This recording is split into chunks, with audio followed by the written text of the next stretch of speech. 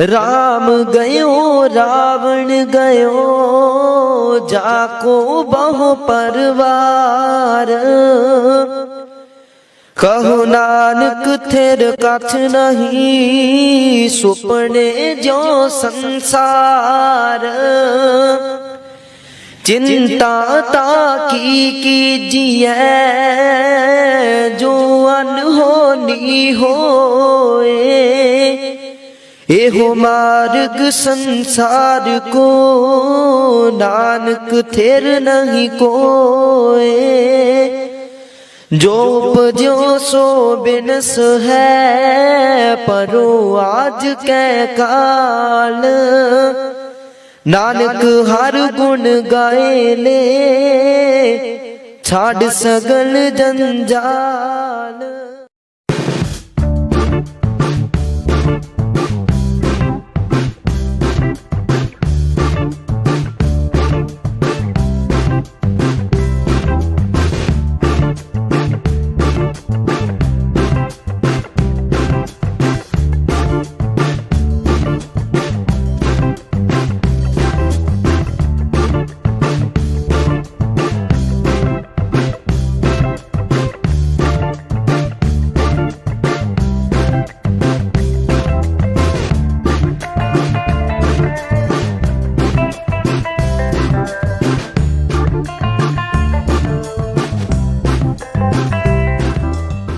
When you spell the word D-I-S-A-B-L-E-D, when you walk by faith and not by sight, our pinnacle of our relationship with God is not when we're blessed, but when we trust in Him no matter what, when we still serve Him despite what we see, despite what we feel, and we still go.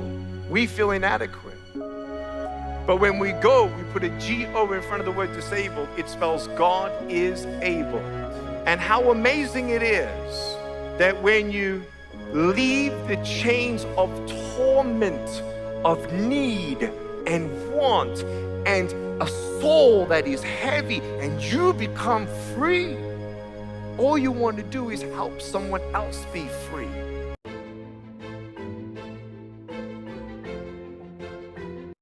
They see my disability, I see my ability. They call me disabled, I call myself differently abled. There are some incidents that happen in your life. Those incidents break you, deform you, but they mold you into the best version of you. And the same thing happened to me. I was 18 years old when I got married. My father wanted me to get married. And all I said was, if that makes you happy, I'll say yes. And of course, it was never a happy marriage. Just about after 2 years of getting married, I met a car accident. Somehow my husband fell asleep and the car fell in the ditch. He managed to jump out, saved himself. I'm happy for him.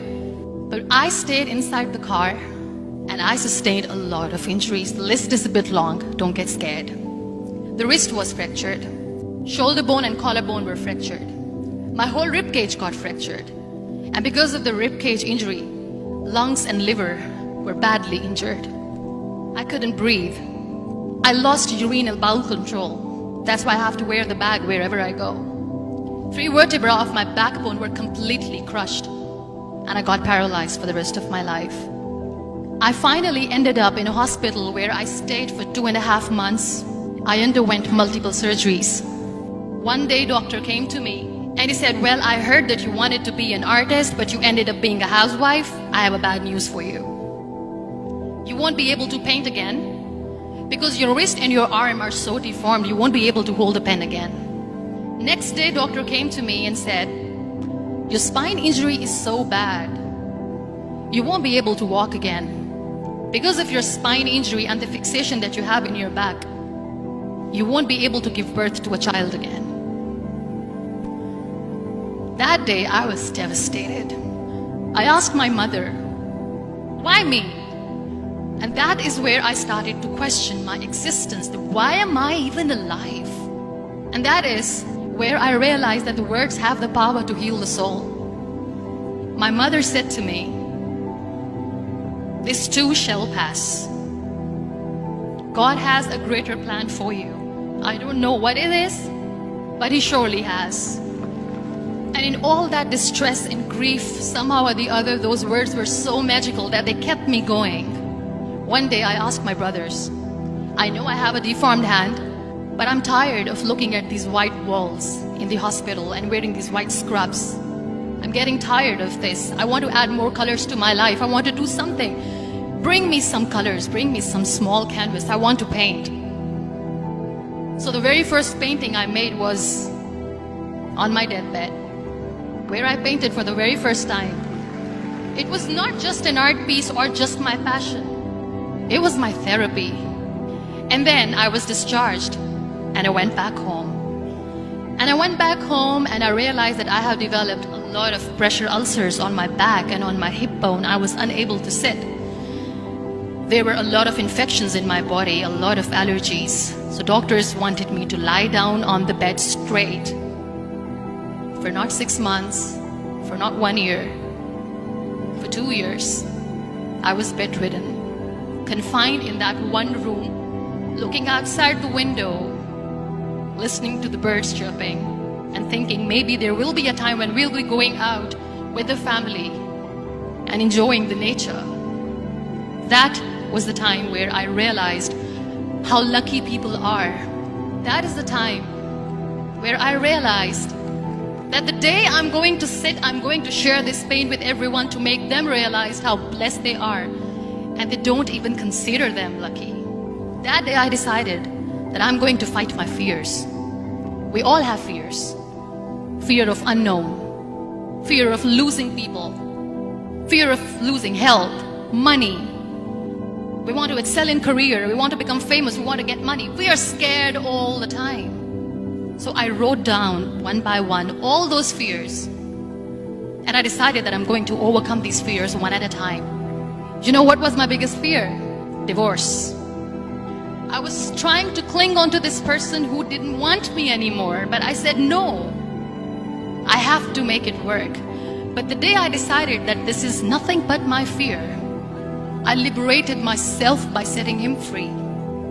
And I made myself emotionally so strong that the day I got the news that he's getting married, I sent him a text that I'm so happy for you and I wish you all the best. And he knows that I pray for him today. Number 2 was, I won't be able to be a mother again. And that was quite devastating for me. But then I realized there are so many children in the world, all they want is acceptance. So there is no point of crying, just go and adopt one. And that's what I did. People think that they will not be accepted by the people because we, in the world of perfect people, are imperfects. So I decided that instead of starting an NGO for disability awareness, which I know will not help anyone, I started to appear more in public. I started to paint. I decided that I'm going to join the national TV of Pakistan as an anchor person. And I've been doing a lot of shows for the last 3 years. I became the National Goodwill Ambassador for UN Women Pakistan, and now I speak for the rights of women, children. We talk about inclusion, diversity, gender equality, which is a must. Every time I go in public, I always smile. It's always a big toothy smile on my face, and people ask me, don't you get tired of smiling all the time? What's the secret? I always say one thing, that I have stopped worrying about the things that I have lost, the people that I have lost. Things and people who were meant to be with me are with me. And sometimes, somebody's absence makes you a better person. Cherish their absence. It's always a blessing in disguise. Live your life fully. Accept yourself the way you are. Be kind to yourself. Be kind to yourself. I'll repeat, be kind to yourself, and only then you can be kind to others. Love yourself and spread that love. Life will be hard. There will be turmoils, there will be trials, but that will only make you stronger. So when you accept yourself the way you are, the world recognizes you. It all starts from within.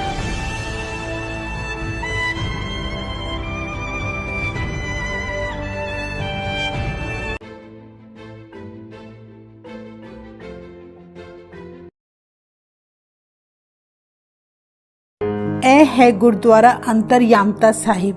ਜਿੱਥੇ ਇੱਕ ਵਾਰੀ ਗੁਰੂ ਨਾਨਕ ਦੇਵ ਜੀ ਪਾਸੋਂ ਮੁਸਲਿਮ ਲੋਕਾਂ ਨੇ ਪੁੱਛਿਆ ਕਿ ਤੁਸੀਂ ਹਿੰਦੂਆਂ ਦੇ ਗੁਰੂ ਹੋ ਜਾਂ ਮੁਸਲਮਾਨਾਂ ਦੇ। ਗੁਰੂ ਜੀ ਨੇ ਕਿਹਾ ਅਸੀਂ ਤਾਂ ਸਾਂਝੇ ਹਾਂ, ਤੇ ਮੁਸਲਮਾਨਾਂ ਨੇ ਕਿਹਾ ਜੇ ਤੁਸੀਂ ਸਾਂਝੇ ਹੋ ਤਾਂ ਸਾਡੇ ਨਾਲ ਚੱਲ ਕੇ ਨਮਾਜ਼ ਅਦਾ ਕਰੋ। ਮਸਜਿਦ ਵਿੱਚ ਸਾਰਿਆਂ ਨੇ ਨਮਾਜ਼ ਅਦਾ ਕਰਨੀ ਸ਼ੁਰੂ ਕਰ ਦਿੱਤੀ, ਪਰ ਗੁਰੂ ਜੀ ਸਿੱਧੇ ਖੜੇ ਰਹੇ। ਨਮਾਜ਼ ਅਦਾ ਕਰਕੇ ਨਵਾਬ ਅਤੇ ਕਾਜੀ ਨੇ ਗੁਰੂ ਜੀ ਤੋਂ ਪੁੱਛਿਆ ਕਿ ਆਪ ਜੀ ਨੇ ਨਮਾਜ਼ ਕਿਉਂ ਨਹੀਂ ਪੜ੍ਹੀ, ਤਾਂ ਗੁਰੂ ਜੀ ਕਹਿਣ ਲੱਗੇ ਤੁਸੀਂ ਵੀ ਤੇ ਨਹੀਂ ਪੜ੍ਹੀ। ਨਵਾਬ ਨੇ ਕਿਹਾ ਅਸੀਂ ਤੇ ਪੜ੍ਹੀ ਹੈ। ਗੁਰੂ ਜੀ ਨੇ ਕਿਹਾ ਤੇਰਾ ਮਨ ਤੇ ਕੰਧਾਰ ਘੋੜੇ ਖਰੀਦਣ ਗਿਆ ਸੀ, ਸ਼ਰੀਰ ਕਰਕੇ ਤੂੰ ਵੀ ਹਾਜ਼ਰ ਸੀ ਤੇ ਅਸੀਂ ਵੀ। ਐਨੀ ਗੱਲ ਸੁਣ ਕੇ ਨਵਾਬ ਨੇ ਕਿਹਾ ਤਾਂ ਫਿਰ ਤੁਸੀਂ ਕਾਜੀ ਨਾਲ ਨਮਾਜ਼ ਪੜ੍ਹ ਲੈਂਦੇ। ਗੁਰੂ ਜੀ ਨੇ ਕਿਹਾ ਇਸ ਦਾ ਸ਼ਰੀਰ ਵੀ ਇੱਥੇ ਹੀ ਸੀ, ਪਰ ਇਸ ਦਾ ਮਨ ਘਰ ਵਿੱਚ ਨਵ ਜੰਮੇ ਬਛੜੇ ਦੀ ਸੰਭਾਲ ਕਰ ਰਿਹਾ ਸੀ, ਕਿਤੇ ਉਹ ਖੂਹ ਵਿੱਚ ਨਾ ਡਿੱਗ ਜਾਵੇ। ਐਨੇ ਵਚਨ ਸੁਣ ਕੇ ਗੁਰੂ ਜੀ ਦੇ ਚਰਨਾਂ ਨੂੰ ਛੂ ਕੇ ਸਭਨਾਂ ਨੇ ਸਜਦਾ ਕੀਤਾ। A man went to Guru Nanak Sahib and asked, "What is the value of life?" Guru Nanak Ji gave him one stone and said, "Find out the value of this stone, but don't sell it." The man took the stone to an orange seller and asked him what its cost would be. The orange seller saw the shiny stone and said, "You can take 12 oranges and give me the stone." The man apologized and said that the Guru had asked him not to sell it. He went ahead and found a vegetable seller. "What could be the value of this stone?" he asked the vegetable seller.